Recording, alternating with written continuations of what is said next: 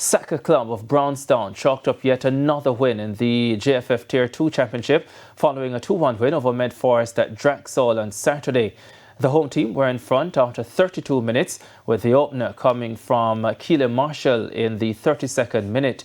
And before the half could end, the scoreline was doubled as Shakur Marshall scored 2 minutes before the break to give Limehall a 2-0 lead. Med Forest grabbed a late consolation goal through DeAndre Walker in the 89th minute. Walker was shown a red card after the game for using expletives to the referee. It was a good game. In the first half, I think we had better control of the game. In the second half, the Med Forest team began to push numbers forward, so we did well in blocking them. We never turn up in the first half, 2 goals scored against us. Turn up in the second half, but a little bit too late. To get 1 goal, we needed 2. But it's just one of them days.